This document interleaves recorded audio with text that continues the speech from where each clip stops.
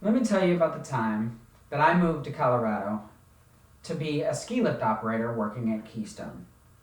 Me and my best friend Dominic and I decided to get this brilliant idea to move to Colorado and work at Keystone and be a ski lift operator.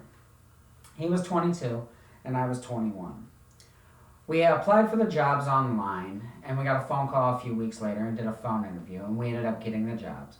So we quit our current jobs and then we packed up his blue Subaru with as much stuff as we could fit in this vehicle and took off. It was a 12-hour car ride to Colorado. Whenever we got there, we knew that we had a job. We just didn't know what kind of employee housing they had. We did some research and we thought that we'd be able to live together in the employee housing that they offered. But whenever we got there, found out that wasn't an option. The employee housing that they had was we would have to live separately. So we decided the best option that they had was a 3-bedroom, like apartment style living where you get random roommates and you share a bathroom. We ended up getting separate rooms and separate floors with separate roommates, but it turned out wonderfully. Probably an amazing thing that we didn't stay living together. The other thing that we needed to have figured out once we got there was, like I said, we were already had the jobs, but we didn't know where on the mountain we would be working. And Keystone actually has two sides to their mountain. They have the front side and then the back side. We actually both got placed on the front side, so that worked out because since we weren't living together, I still wanted to kind of have shifts here and there together. With the front side, though, they actually offered night skiing, so our schedules varied widely. But we made it a point to have a shift here and there every week. One of the shifts that we had on the mountains had so much snowfall the night before that whenever we got to our ski lift on the top of the mountain, we were able to actually dig stairs into where we were because we needed to, stairs in the snow. And we made a little bench for people to come and sit and chill on and stuff. It was pretty awesome. Speaking of snow, that year we actually had record snowfall in Summit County, where Keystone is in Colorado. The whole 6 months that I lived there, I did not see a blade of grass. That's how much snow we had. That was pretty amazing. At the time, I didn't realize that, but looking back on, I was like, wow, I didn't see grass the whole time.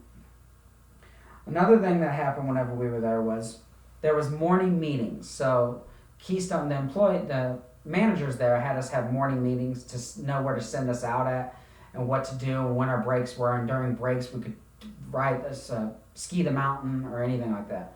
But in the morning meetings, they had Ricolas sit out like candy. People would take them like candy and eat them like crazy.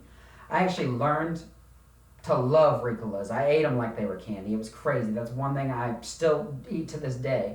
Not like candy, but whenever I get sick, that's what I choose to eat because I fell in love with them while living there. Another thing was after those morning meetings, we would be the first ones on the mountain every day. We would be fresh tracks. With all that record snowfall, it was fresh snow. We were getting dumped on all the time. So whenever we would be up there, we would be the only ones on the mountains. And you'd look out and it'd just be this white blanket of snow everywhere you could see. There'd just be this white puffy blanket of snow. And you'd look up on the trees and it'd be like the snow was painted on the trees. It was just magnificently beautiful.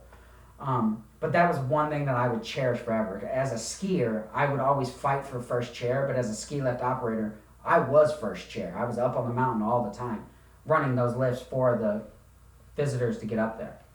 So with all that being said, I had many more memories and experiences that I will always remember. And because I said yes to living life to the fullest, I fell in love with the mountains more and more every day. I fell in love with skiing more and more every day.